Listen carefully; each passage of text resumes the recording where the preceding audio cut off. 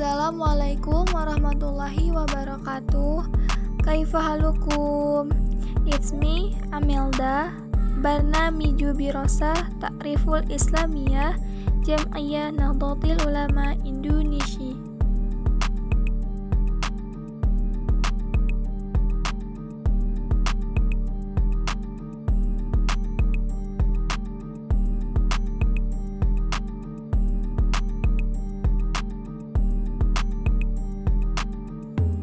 Tujuan aku membuat video ini untuk memenuhi tugas ujian akhir semester dengan mata kuliah Bahasa Arab dan Islamic Studies.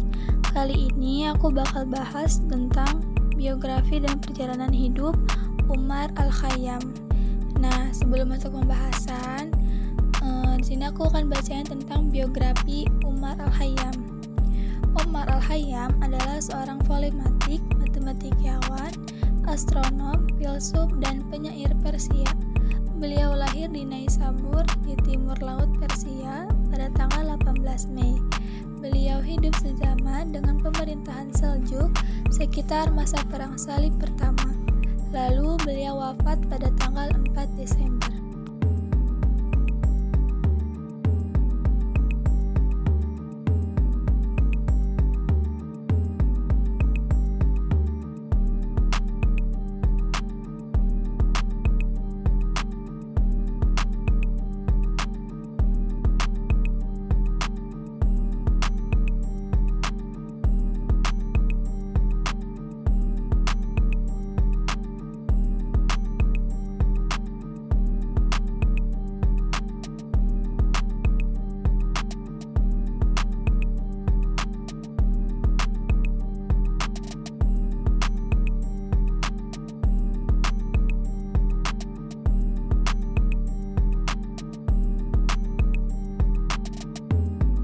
Pada kesempatan kali ini, aku bakal bahas tentang seputar ilmuwan terkemuka di dunia, yaitu Umar Al-Khayyam.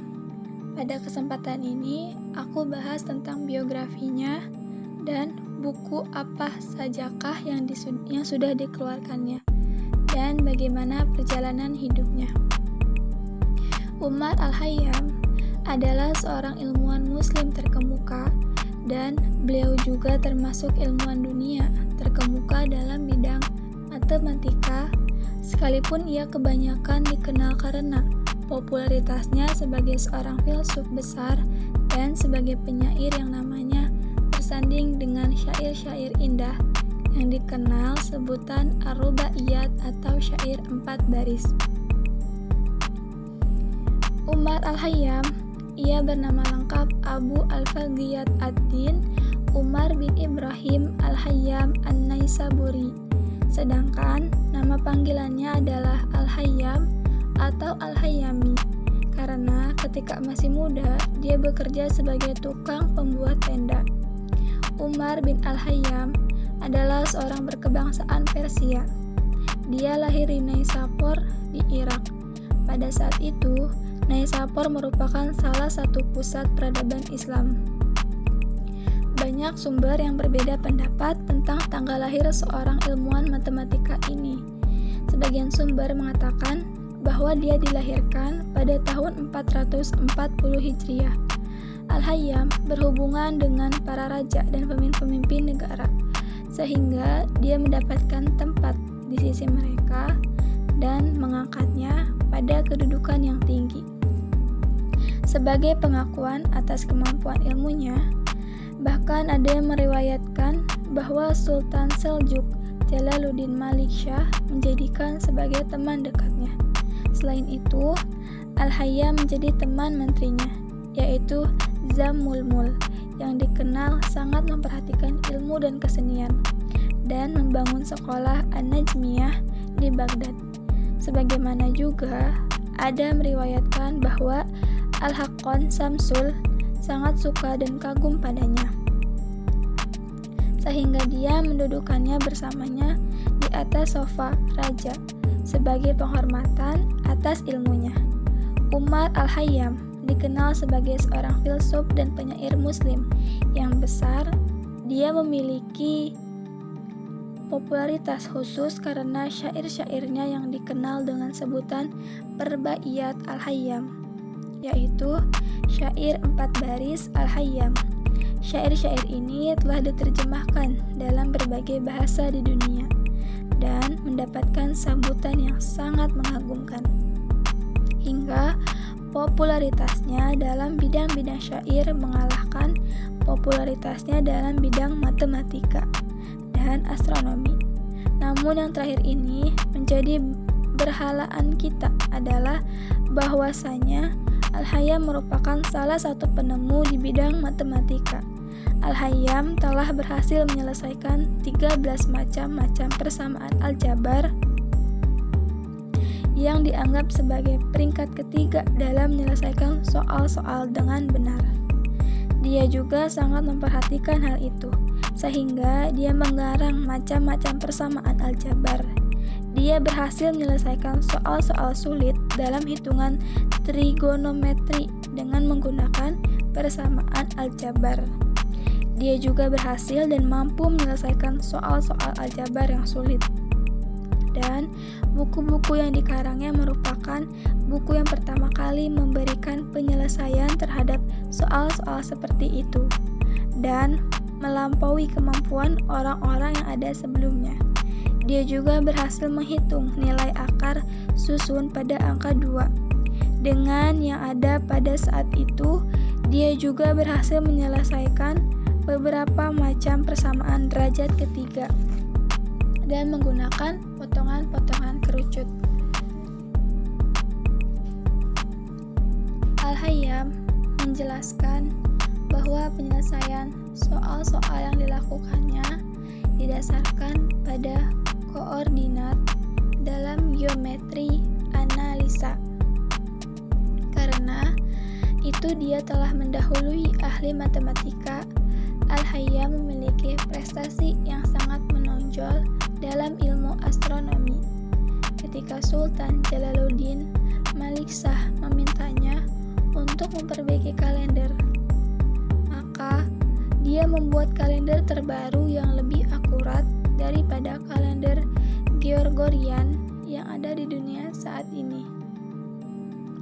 Penemuannya di bidang fisika, Al-Hayyam menulis banyak buku baik di dalam bahasa Arab maupun bahasa Persia. Akan tetapi, sebagian dari buku-buku itu ada yang hilang.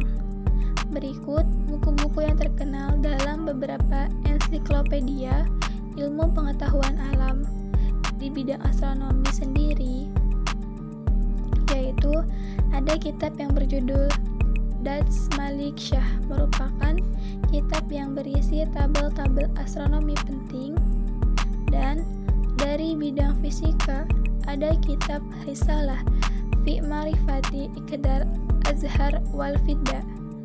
Demikian tadi buku-buku yang pernah ditulis oleh Umar Al-Hayyam. Sebagai seorang matematikawan, dia terkenal karena karyanya pada klasifikasi dan penyelesaian persamaan kubik, di mana dia memberikan solusi geometris dengan perpotongan kerucut. Hayyam juga berkontribusi pada pemahaman aksioma paralel sebagai seorang astronom.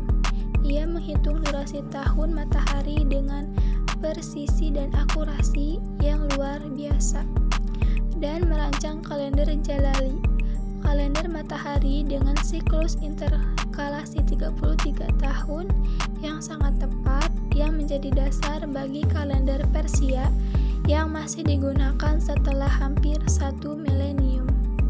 Omar Al-Hayyam meninggal pada usia 83 tahun di kampung halamannya Nishapur, dan dia dimakamkan di tempat yang sekarang menjadi Museum Omar Hayyam.